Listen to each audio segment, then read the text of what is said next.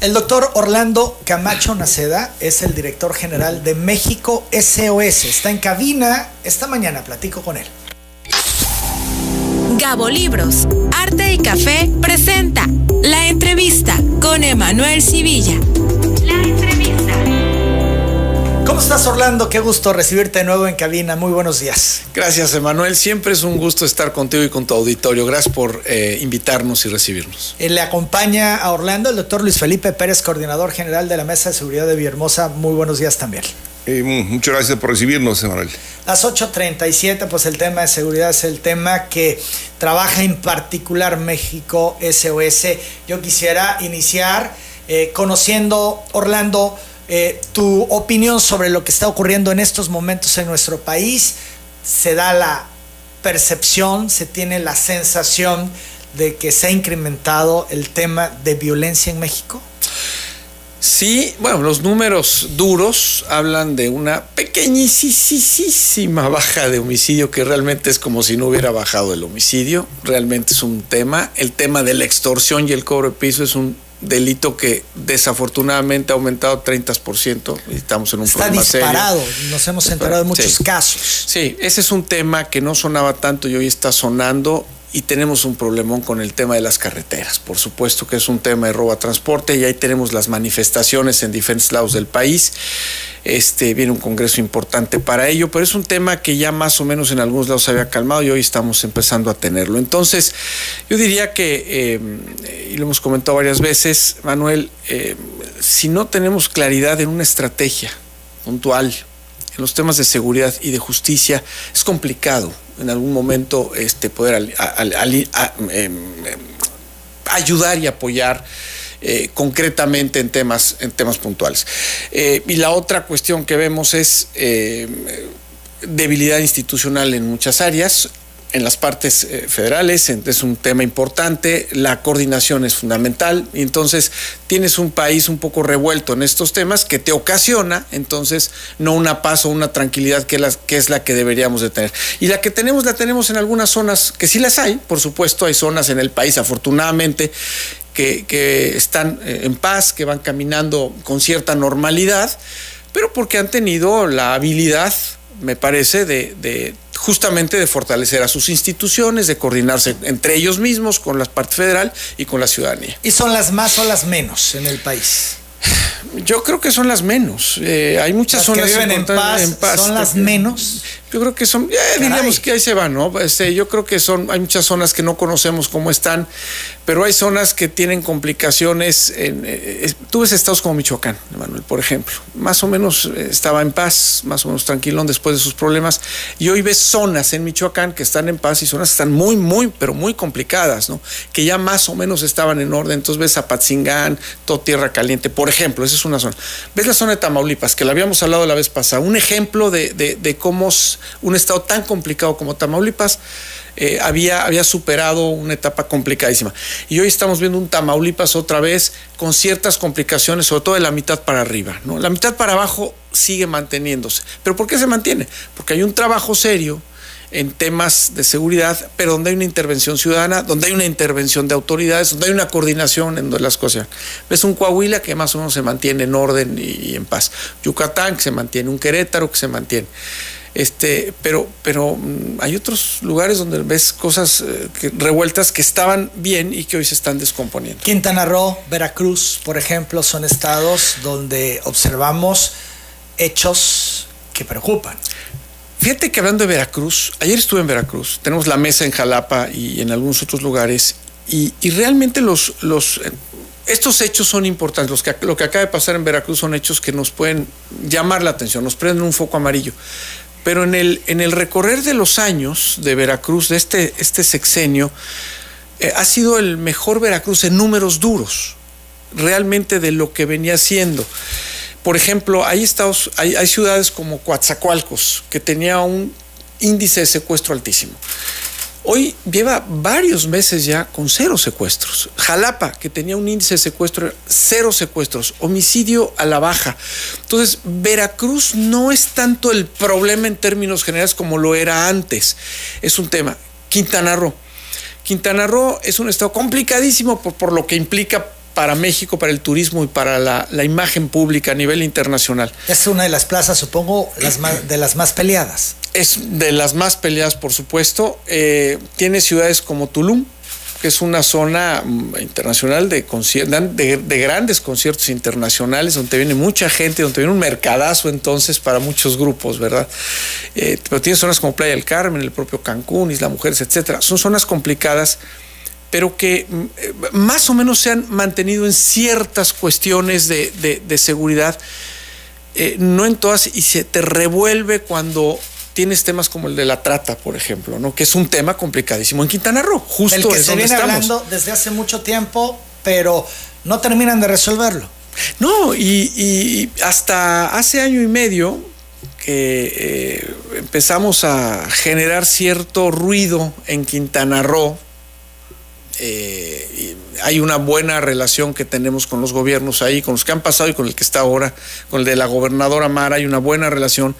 Las mesas nuestras están trabajando de manera seria y fuerte, dando 3, 4 golpes importantes, pero uno de ellos era la trata. Nadie se había hablado de este tema. Por ejemplo, hace año y medio tuvimos la iniciativa de montar una unidad especializada contra el tráfico y explotación sexual de niños, niñas y adolescentes en Quintana Roo. No había habido nada. Cuando surge esta iniciativa, obviamente la tienes que hacer con el gobierno. Entonces, empresarios ayudan, colaboran, podemos formar una unidad fuera de la fiscalía, dependiendo de la fiscalía, con una capacitación distinta, con una coordinación diferente. Y hoy esa unidad ha rescatado a 70 niños hace un año y medio. Por ejemplo, entonces, ¿por qué no pasaba esto antes? Lo mismo que nos preocupamos y nos preguntamos con todos los delitos. Cuando hay una coordinación y una decisión de hacer algo, las cosas se pueden hacer. Esa siempre ha sido la conclusión a la que hemos llegado. Cuando dejas que la impunidad te permee, la impunidad es el cáncer de este país y la impunidad es igual a no pasa nada. Pero cuando a la impunidad le pones una consecuencia, entonces las cosas empiezan a moverse de manera distinta. Hay un incremento de 500% en las carpetas de investigación en temas de trata en Quintana Roo. Eso no pasaba antes de año y medio. Había 6, 3, 5, 4 por ahí. Hoy hay 30, 40. Entonces empiezas a tener otro tipo de y no quiere decir con este resuelto. En otras palabras, podríamos interpretarlo como que hace año y medio les permitían operar en la mayor impunidad. Total. Y hoy se están aplicando las autoridades. Totalmente. Yo diría que siempre alguien hace algo bueno, ¿no? Siempre, durante todos los años y por más malos que sean, siempre hay autoridades, gente de la sociedad civil, gobernantes que quieren hacer algo. Pero por supuesto que la impunidad es la que prevalecía en este tema como en muchos otros. Y la prueba es esto. Aplicas medidas y las cosas empiezan a moverse de manera distinta. 9:45, vamos a la pausa, regresamos, seguimos platicando con el doctor Orlando Camacho, que es el director general de México SOS. Se le está perdiendo la batalla. México está perdiendo la batalla entre el crimen organizado, ante estas bandas orquestadoras de un sinfín de delitos, porque podemos hablar de secuestro, como podemos hablar de trata, como podemos hablar de migrantes, de droga, de muchas otras cosas. Seguimos adelante en breve. México está perdiendo la batalla contra la inseguridad. Orlando Camacho de México SOS está en cabina, estamos platicando de este tema. Mire, Manuel, yo creo que, y lo que hemos visto es, hay zonas que sí están perdiendo la batalla, hay zonas que están ganando la batalla.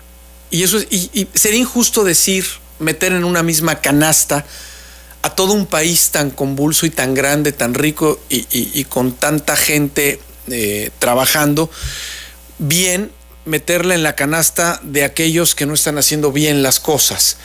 Sería muy injusto y siempre lo hemos dicho desde México SOS. Por eso tenemos que separar, ¿no? Hoy felicito y lo seguiré haciendo, por ejemplo, la estrategia del secuestro.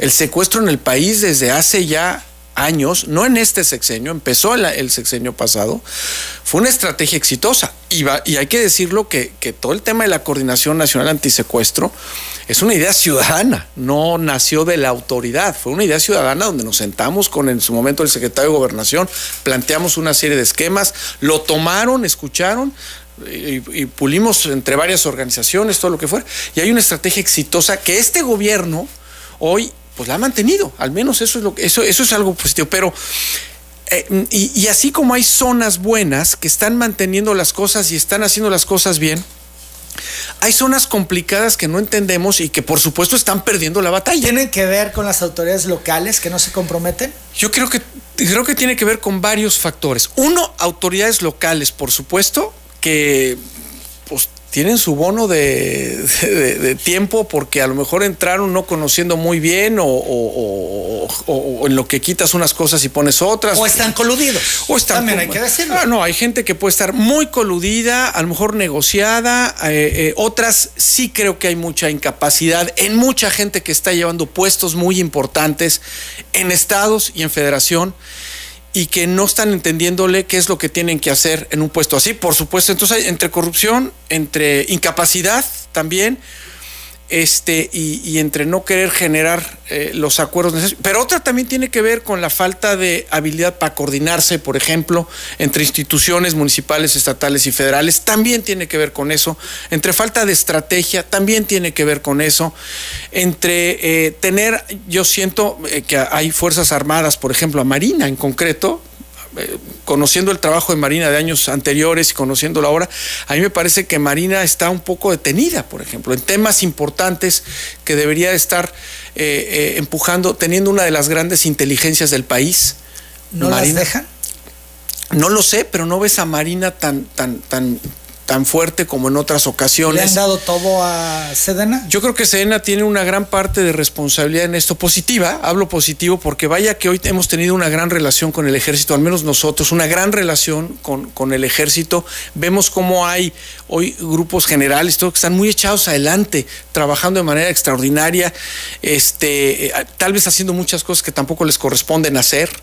Y hoy, pero en lo que les corresponde hacer, pues están tratando de hacer lo que les corresponde hacer, y nos encantaría ver, por ejemplo, una Guardia Nacional mucho más participativa también.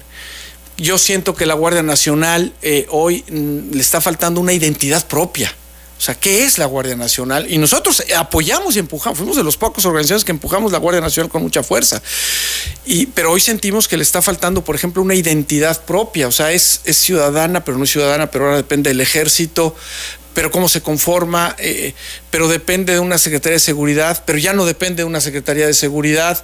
Es un manoteo también con Guardia Nacional que debería de ser el gran apoyo de una Policía Nacional para aquellos lugares en donde las policías son débiles, municipales y estatales, y tampoco vemos esa acción coordinada en ese sentido. No en todos lados, repito, que gobernantes que han sabido manejar bien la seguridad y que sí le entienden y que sí están metidos, hablo de gobernadores o secretarios de gobierno o secretarios de seguridad o fiscales, sí logran tener esta coordinación importante, y entonces ves los resultados positivos cuando entonces sí hay una Marina, un Ejército, una Guardia Nacional, una Policía Estatal, unas policías municipales coordinadas con su fiscalía para poder tener una estrategia de seguridad adecuada que no en todos lados está. Las 8 de la mañana, 54 minutos. El esquema propuesto por el presidente López Obrador ¿funciona? Porque lo han criticado mucho, y en estos tiempos electorales la oposición, insistentemente dice que no funciona el tema de la estrategia de seguridad del presidente. En algunos lugares está funcionando, en otros lugares no está funcionando. Personalmente creo, y desde México SOS, Manuel, creemos que sí en la parte, por ejemplo, en las instituciones federales, sí creo que hay instituciones federales que se han quedado cortas. Por ejemplo, ¿cuáles? La Secretaría de Seguridad, por ejemplo. No vemos claridad en una estrategia puntual de la Secretaría de Seguridad Federal. Hablo de la federal, no de las locales. Hay locales que funcionan bien y otras no tan bien. Pero en la federal, La institución que depende de ellos hoy es la Coordinación Nacional Antisecuestro, que podría manejarse de manera hasta independiente o depender de una Fiscalía General, etcétera. No tendría tanto poder porque es fuerte en sí misma. Pero ya la Guardia Nacional ya no depende de ellos. La estrategia de Secretaría de Seguridad Federal debería de depender de la Secretaría de Seguridad Federal. Y no tenemos yo no he visto al menos ya una estrategia. La había al principio, empezaba a marcarse una pauta por parte de la nueva secretaría, porque hicieron una nueva Secretaría de Seguridad Federal. Y al menos ellos mostraban una estrategia, los primeros 10 o 9 puntos que sacaron, etcétera, y por ahí se estaba dando un seguimiento. Ya desde hace años yo no veo una estrategia por parte de la Secretaría de Seguridad Federal. O sea, está hablando de una cuestión nacional en seguridad. Tampoco veo una intervención directa de las delegaciones de las fiscalías, por ejemplo, también dependiendo de la Fiscalía General, nos está faltando también una intromisión mucho más fuerte. Y hay una muestra importante en un tema contundente, que es el sistema de justicia penal. ¿Dónde está hoy el sistema de justicia penal acusatorio que tanto trabajo costó, no solo a nosotros, a las propias autoridades, dinero, recursos, capacitación? ¿Dónde están ahora esa parte? No la estamos viendo tampoco. La dejaron ahí medio arrumbada y se lleva a cabo porque es un mandato constitucional, porque es el sistema de justicia que tenemos ahora. Pero ese es uno de los grandísimos pendientes que tendría en la agenda y que llevar a cabo en su agenda el próximo presidente de este país. Retomar todo el sistema de justicia penal, consolidarlo y que nos lleve 10 años, pero hacerlo bien. El Poder Judicial ha sido muy señalado por el presidente López Obrador. Habla que está podrido, habla que se deben de hacer grandes reformas. ¿Coincides con él? No, no totalmente. Yo creo que hay zonas complicadas del Poder Judicial, por supuesto, pero hay zonas del Poder Judicial que hoy han demostrado también una valentía al enfrentarse incluso al presidente, marcar 2 o 3 pautas o más muy claras, y me parece que eso es importante. Hay magistrados de primer nivel que están haciendo su chamba y nosotros los conocemos, y por supuesto que hay otros que no, por ejemplo, el magistrado de Quintana Roo, ahora el que acaba o están intentando regresar a Zúcar Curi, después de que se logró llevárselo a un penal federal, a un pederasta condenado por ello, por pederasta. Hoy lo están tratando de regresar otra vez al penal estatal de Cancún, que no tiene que estar ahí. Y quien lo hace es un magistrado de estos también, que dices, pues, ¿qué pasó? Porque además, pues uno puede imaginar que puede tener las relaciones y las facilidades para estar mucho mejor en Cancún que en donde estás actualmente, ¿no? Pues porque estaba ahí. Al final del día, ¿por qué estaba ahí, no? Y eso es un aplauso que yo creo que hay que darle al gobierno estatal de Quintana Roo hoy. Está haciendo toda una transformación en su sistema penitenciario local, que era un verdadero desastre, y hoy están tomando medidas que yo no había visto que hubieran tomado antes otros gobiernos estatales en Quintana Roo. Ellos lo están tomando con seriedad y viene toda una transformación de su sistema penitenciario. Aplaudimos esa actividad, ¿no? ¿Qué tan grave es el problema en las carreteras del país? Lo referías hace un momento. Yo creo que es muy delicado en muchas zonas. Tenemos, por ejemplo, la carretera Veracruz, que conecta Veracruz, Estado de México, Tlaxcala, Puebla. Esa zona es como un triángulo ahí que no acabamos de entender por qué no se corrige. Tú ves los videos, incluso en la desfachatez, la gente asaltando. Es un problema un serio que desde el inicio de este sexenio incluso nos invitaron a participar para proponer algunas acciones. Nosotros propusimos el modelo que llevamos, sobre todo en Tamaulipas, empezando por el sur hacia el norte, donde era un problema en las carreteras, y se logró erradicar prácticamente el problema. Hoy empieza a complicarse otra vez, pero en ese momento se erradicó 100%. Presentamos el modelo tal cual y el mismo modelo que lo hicimos en otros lados. Nunca vimos una reacción en ese sentido, pero tampoco vemos hoy una reacción que haya en esa parte. Pongo ese ejemplo como puedo poner el ejemplo de lugares ya en Michoacán que se están complicando otra vez en temas de transporte. Zonas del Estado de México que se están complicando en zonas de transporte. No ves otra vez lo mismo que estoy diciendo, acciones con una estrategia puntual, coordinadas incluso coordinadas con la propia ciudadanía, con los propios transportistas que tendrían que llevarse a cabo. Entonces sí creo que hay un problema que se nos está complicando, creo que estamos a tiempo de frenar en algunas zonas, pero se nos está complicando el tema de transporte en el país. Cuidado con eso porque es importante. Las 9 de la mañana en punto, vamos a la pausa, regresamos, seguimos platicando con Orlando Camacho de México SOS. Vamos a hablar de esta película Sonidos de Libertad y por supuesto vamos a hablar de Tabasco. ¿Qué sabe SOS de Tabasco? ¿Cómo estamos?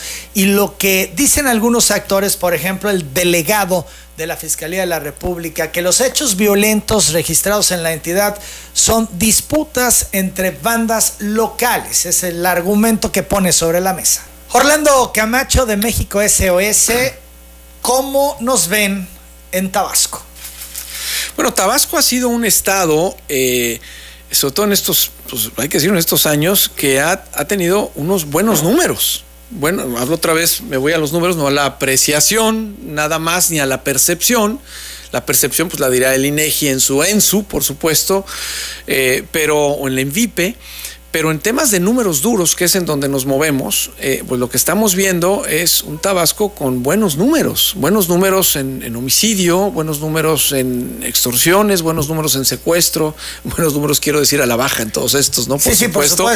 Que se ha tenido un avance importante, ¿no? Sí, entonces en estos estados, como comentaba hace rato, Veracruz, que de repente te muestran una numerología que era muy distinta, y vaya que lo hemos seguido con detalle, con las mesas que tenemos aquí y con la información, por supuesto, y con la plática con las personas que podemos estar. Entonces, yo diría que Tabasco lo vemos con buenos ojos. Siempre nos preocupa esa zona de toda la vida, que es la zona de Huimanguillo, Cárdenas.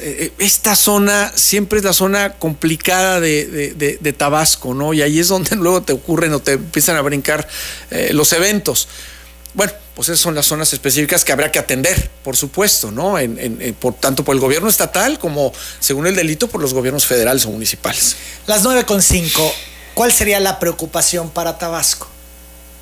Yo creo que esa zona, en concreto esa zona, atenderla con una buena estrategia, yo creo que se está atendiendo, pero nada más aguas que no nos brinque, como nos brincó en su momento, y donde teníamos uno de los índices más altos de secuestro y de los secuestros más caros del país, además, o sea, que nos costaban. Porque también no solamente es Huimanguillo y Cárdenas, también es Cunduacán, es Comalcalco, que traen problemas, así Paraíso trae problemas. Ahí vemos eventos, situaciones que ocurren. Por ejemplo, en Cunduacán, un hombre fue hallado en un dren de la ranchería Yolosóchil, tercera sección.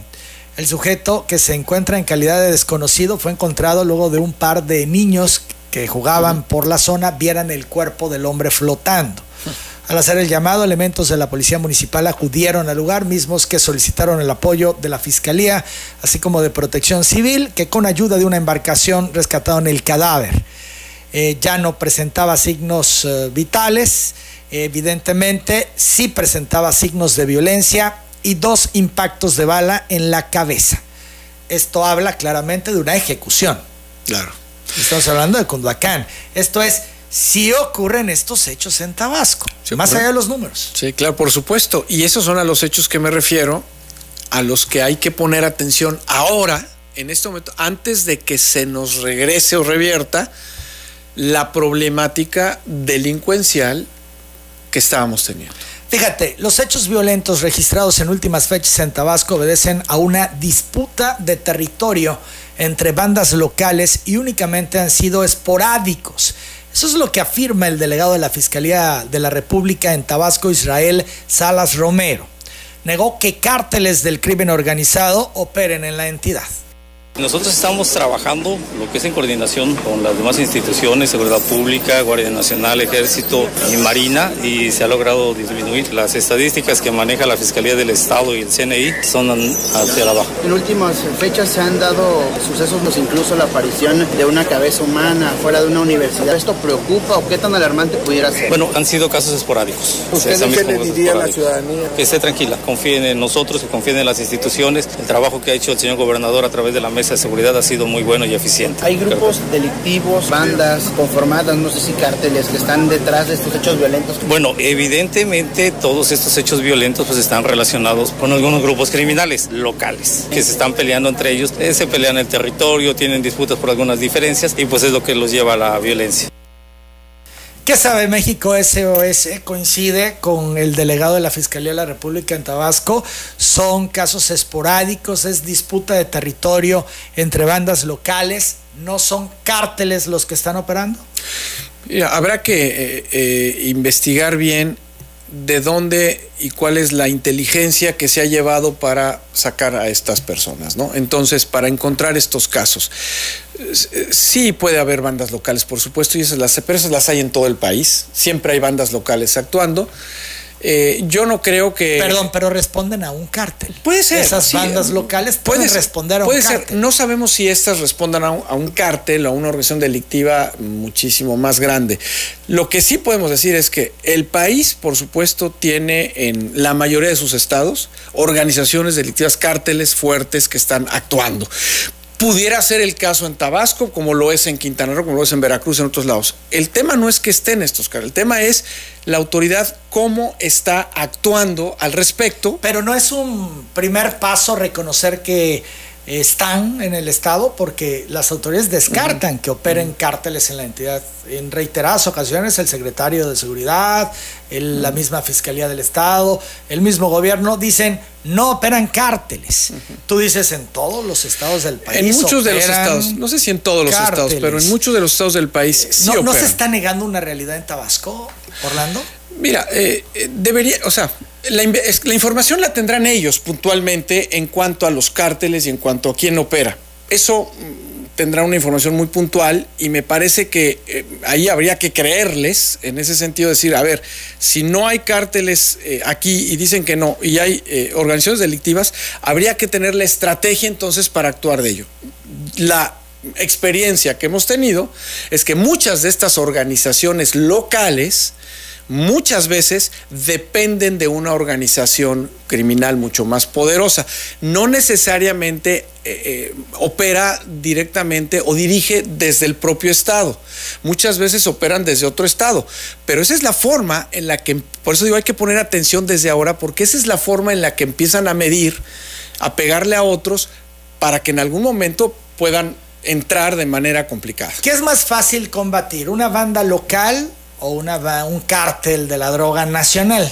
Una banda local, por supuesto. Es más fácil combatir. Mucho más fácil. Tendría que ser mucho más eficiente todas las acciones en torno a ellos, si no hay cárteles, como ellos aseguran que no existen en Tabasco. Volvemos a decir lo mismo. Si hay una estrategia en este momento que actúe a tiempo, bien puesta y bien planteada, si son organizaciones delictivas locales, nada más las que están, me parece que no tendrían mucho problema en poder rápidamente eliminar esto. Si no es, ahí nos vamos a dar cuenta si son las organizaciones locales o si ya hay organizaciones mucho más poderosas metidas, que obviamente con influencia en las bandas locales. Y que tienen otra capacidad de fuego, que tienen una capacidad de miembros, que tienen otra potencia de recursos y otra influencia. Entonces ahí es donde nos vamos a dar cuenta si realmente son organizaciones locales o ya vienen dirigidas por otro lado. 9:12. Al rechazar que Tabasco se haya convertido en un foco rojo por los altos niveles de inseguridad, el secretario de Gobierno, Guillermo El Rivero, aseguró que la disminución de los índices delictivos es notoria en comparación a cómo se encontraba al inicio de la administración. Reconoció que en semanas anteriores se registraran hechos de violencia muy lamentables.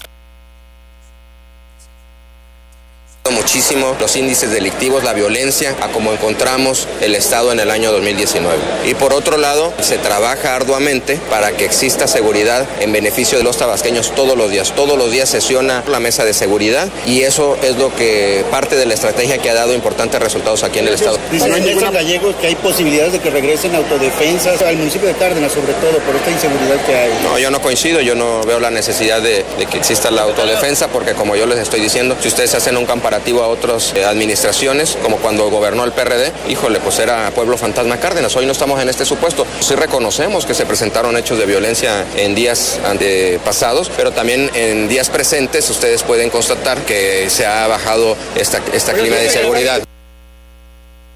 Dijo que desde el arranque de esta administración se reforzó la seguridad con el apoyo de las Fuerzas Armadas, sobre todo en la zona de la Chontalpa, que siempre ha sido problemática, era la zona a la que nos referíamos, ¿no? Entonces, que no hay un foco rojo en Tabasco en materia de seguridad. ¿Coincides, Orlando? Sí, coincido. Yo creo que, a ver, hay estos eventos que son muy importantes.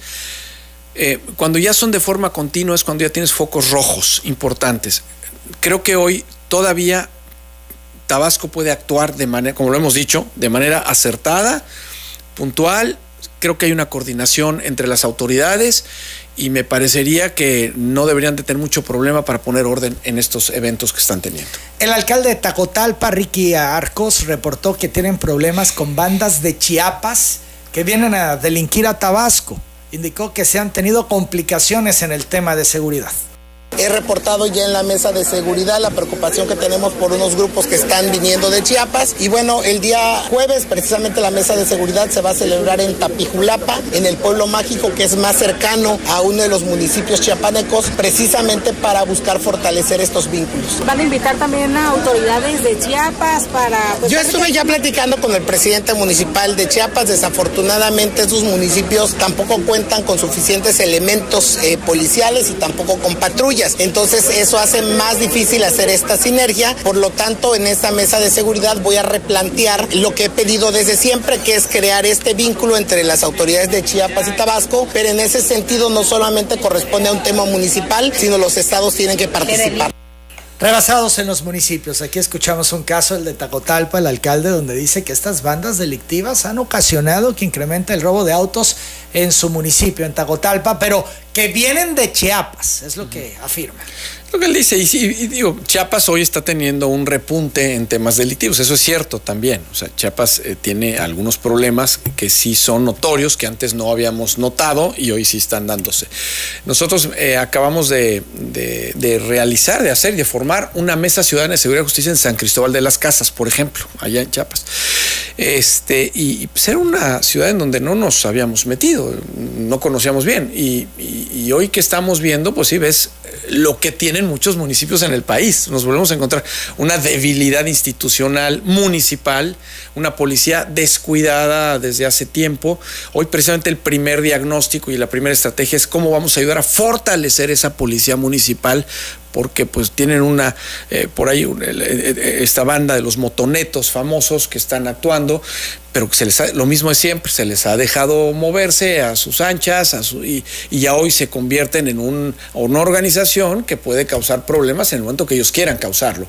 Lo mismo que hemos platicado a nivel municipio o a nivel estatal o a nivel nacional, debilidades institucionales no favorecen. A mí me parece, y lo hemos dicho siempre en México SOS, si cada estado tuviera una policía estatal poderosa, fuerte, inteligente, preparada, bien pagada, capacitada, y además ya después le pones las policías municipales adecuadas que quieras, perfecto, pero el eje y la base que fuera una policía municipal de primera, policía estatal de primera, híjole, las cosas caminarían de otra manera, ¿eh? Eso no tengo duda, porque ha sido la experiencia que hemos visto. Policías estatales sólidas, fuertes en un estado, las cosas cambian. Ellas mismas se coordinan con las fuerzas federales. Las fuerzas federales entonces soportan, no tienen que actuar a primera muchas veces, apoyan a los municipios.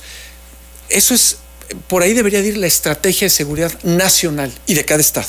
Las 9 de la mañana, 17 minutos, pausa. Regresamos a recta final de esta entrevista con el director general de México SOS, Orlando Camacho Naceda. Hablemos de Sonidos de Libertad, esta película de la que se ha comentado tanto. Sonidos de Libertad es esta película que ha promovido y que promueve Eduardo Verástegui, el exproductor de esta, y bueno, señala una realidad de nuestro país. De estas minas que están en el suelo, que no sabes que están, pero que las pisas y te explotan. Eso es este tema. Cuando hablas de tráfico y explotación sexual de niños, niñas y adolescentes, en lo personal, metido en estos temas, es de lo más doloroso con lo que me he encontrado. Yo no he tenido la oportunidad de ver la película, he leído mucho al respecto y lo que me queda claro es que hace un planteamiento muy puntual de lo que está ocurriendo, Orlando. Sí, a ver, ¿qué te muestra la película? La película te dibuja. En una película, por supuesto, no la voy a contar, por supuesto, pero es una película que te dibuja la problemática real que ocurre nacional y mundialmente. Te dibuja que hoy hay una industria de la trata que se mide en 150 billones de dólares, por ejemplo. O sea, muchas de las grandes empresas y corporativos que conocemos en el mundo no generan esa utilidad. Hoy el negocio de la trata ya rebasa el de las armas. Ya es un negocio, ya es el segundo negocio ilícito más lucrativo del mundo. Hoy tienes en México somos ya proveedores de trata y sobre todo infantil al país número 1 consumidor, que es Estados Unidos. O sea, esto ya está, la trata infantil ya crece 30%, a lo que no había antes en la trata en general. Hoy la trata infantil ya crece. Entonces, te empiezas a encontrar una realidad pues que a lo mejor no habíamos visto, existía, pero no la habíamos descubierto. ¿Qué es lo que hace la película? La película, junto con otros esfuerzos, está desenmascarando lo que realmente ya estaba pasando. Quintana Roo, donde montamos una unidad especializada contra el tráfico, que lo comentaba hace rato, pues tienes esos números impresionantes que de repente te destapan una realidad que ya existía, pero que no, pues como que nadie veía, ¿no? Y hoy tienes un número de niños que están siendo explotados, traficados. Se calcula que hay 20,000, 21,000 niños que pasan por México en tráfico y explotación sexual al año. Esto es no necesariamente mexicanos. No necesariamente mexicanos, no necesariamente. Pueden pasar por aquí, se trafican con ellos, y a lo mejor un niño hoy mexicano, o tal vez hondureño, o tal vez guatemalteco, pues a lo mejor ya está en Rusia, o a lo mejor ya está en Tijuana, o a lo mejor no sabemos dónde está. Porque se mueven por todo el mundo, desplazan por todo el mundo. Son redes poderosísimas internacionales que hoy incluso ya están en algunos países promoviendo estas aberraciones de leyes para favorecer la pedofilia.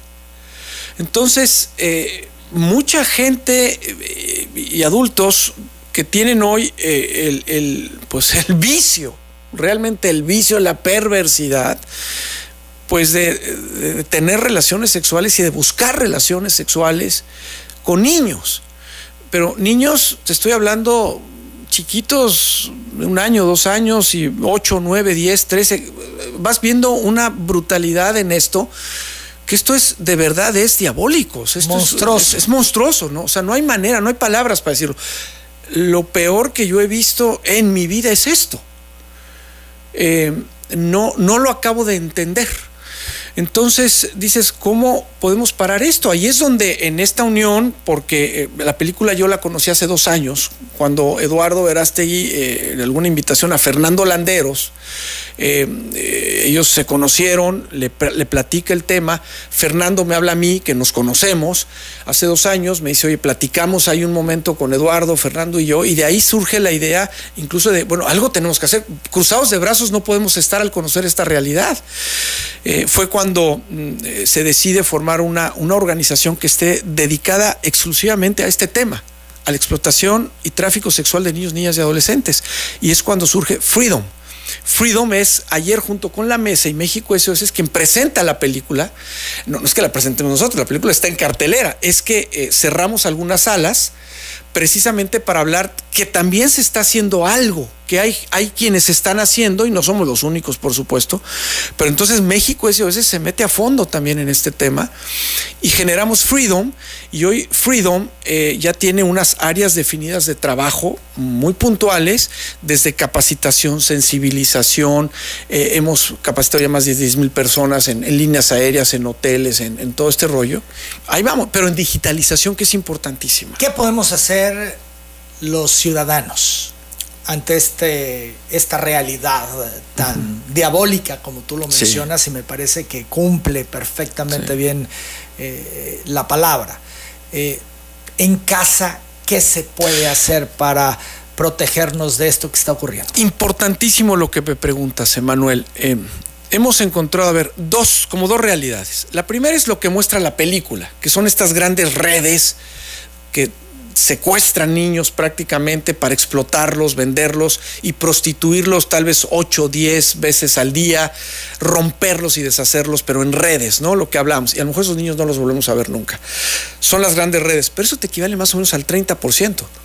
Hay otra parte que es un 70% que tiene que ver con este abuso sexual también que tenemos muchas veces en casa y no nos damos. Mucha gente no se da cuenta de lo que está pasando entre 4 paredes. Hemos encontrado abuelos, papás, padrastros, madrastras, primos mayores que abusan de los menores. Y es una realidad. Bueno, en este sentido hay varias cosas que hacer, pero una de ellas es necesitamos concientizar sobre todo a los padres de familia y a los niños, a los jóvenes, que también los medios digitales hoy nos ocasionan un problemón de esto. Hemos encontrado varios videojuegos que están hechos para reclutar a estos chiquitos. Entonces, mucho cuidado, papás, con esto. Ustedes creen que su hijo está jugando, cuidado con esto, porque muchas veces están generando pues un avatar por ahí de un cuate que se pone muy guapo y muy simpático y empiezan a generar este tipo de atracciones para engancharlos. Los enganchas y hemos encontrado en Quintana Roo sobre todo chicas que entre ellas mismas empiezan a promover 12, 13 años de secundarias donde entran a estas páginas, las enganchan y una vez que las enganchan ya no las sueltan y les ofrecen un dinerito, alguna cuestión, necesiten alguna necesidad económica y ahí se meten y ya no las sueltan. Varias de estas niñas las hemos rescatado gracias a estas unidades, pero el tema es cuidado con los videojuegos, cuidado con el internet, cuidado con toda esta gama electrónica que hoy tenemos, que está siendo perversa y peligrosa. Es maravillosa en muchas cosas, pero en esto con nuestros hijos hay que tener muchísimo cuidado, hay que estar al pendiente. Para eso estamos dando cursos, estamos dando capacitación. Entonces, ¿qué pueden hacer los papás? Juntarse, pedir que vayamos, darles todo el tema de capacitación, colegios, etcétera. ¿Qué otra cosa tenemos que hacer? Leyes. Ya hay una ley que es en contra de la trata, hay que corregir algunas cosas, mejorar los protocolos que se manejan entre autoridades. Nos hemos dado cuenta que ni siquiera hemos tenido a veces protocolos de qué hacer con los niños una vez que los rescatas, ¿no? La parte de rehabilitación es fundamental. A un niño de estos, Manuel, es como un espejo que se te cae al piso y se rompe. El niño se rompe en 1000 pedacitos. Tenemos que ayudar a conjuntar esa personalidad de un chiquito que ha sido violado tantas veces. Tenemos que conjuntar esa personalidad otra vez y para eso necesitamos expertos. Ahí necesitamos apoyo también, rehabilitación y por supuesto todo el tema de intervención. Ahora, métanse a la página de Freedom, sería mi recomendación. Métanse a la página de Freedom, ahí hay acciones muy puntuales. El que quiera ayudar y donar hasta económicamente, que lo haga, siempre hacer algo, pero por favor no te quedes cruzado de brazos porque nuestros niños es lo más vulnerable y le están pegando, le quieren pegar por todos lados. Educación, trata y 1000 cosas más que hoy estamos viendo la vulnerabilidad de nuestros chiquitos. Ahora, Orlando, las autoridades, ¿hay autoridades involucradas en esta red? Sí. En lo negativo, dices tú. Sí, en esta red. Seguramente, como en todos los demás delitos. Esto no crece si no tiene siempre ese tripié del que hablamos, ¿no? Los malandros, los delincuentes, una sociedad civil que muchas veces es permisiva a todo esto o que participa en ello, incluso no solo como promoviendo las redes, sino como grandes consumidores también de esto. Y ahí tenemos que llegar con todos estos que se creen impunes, y tercero, autoridades. Muchas veces triángulo perverso es el que te hace crecer cualquier delito. Entonces sí, por supuesto que también hay autoridades metidas, pero hay sociedad metida también gravemente. Hemos encontrado el superprofesor reconocido de escuela privada, querido por todos. Sí, era uno de los principales productores de pornografía infantil. filmando y a sus alumnos. Increíble. ¿no? O sea, cosas de este tipo nos las hemos encontrado, el papá honorable, la mamá honorable, el empresario decente, no, y están metidos también, como autoridades también muy metidas y muy coludidas en este sentido. Y también vale la pena poner en la mesa, hay todo un mercado para ello. Entonces estamos hablando de una sociedad exactamente descompuesta, ¿no? Claro. El tejido social roto, aquí lo hemos hablado muchas veces, porque bueno, pues la misma gente está pidiendo esto, ¿no? En muchos de los casos. Hay mercado para ello, tristemente, y ahí es donde tenemos que actuar también, y me parece que ahí es donde nos está faltando a las autoridades en México también un manotazo en la mesa importante a los consumidores, sea quien sea, claro. Y ahí es donde nos vamos a encontrar con muchas sorpresas. Los que andan buscando esto. Exacto, y ahí es donde queremos entrar también. Muchas sorpresas, dices. Muchas sorpresas. Esto es cuando te das cuenta que ¿por qué no me? Yo me pregunto, ¿por qué no me daba cuenta, estando metidos, por qué no me doy cuenta de esto? Pues porque hay poder, influencia, recursos de mucha gente metida en esto que puede acallar esto. Dimos un ejemplo hace rato en Quintana Roo. Sí. Pues de ese tamaño, ¿cuántos no habrá en este sentido? Yo me pregunto por qué las autoridades no tiran esas páginas que están promoviendo todo esto. Esa es una gran pregunta, ¿no? Sí. Si lo que están promoviendo es la trata y este tema donde ponen vulnerable a los niños, ¿cómo permiten que estén? Claro. ¿No? Y me pueden decir es que tiramos unas y salen 10, ok, pero es continuamente tirarlas todas hasta donde se pueda. Y se ve que a veces esto no ocurre. Claro, pero ahí es donde tiene que entrar la sociedad civil, como las mesas y como Freedom y como muchos otros, como Eduardo con la película y todos estos, tenemos que entrar con toda fuerza y este tema ya no dejarlo.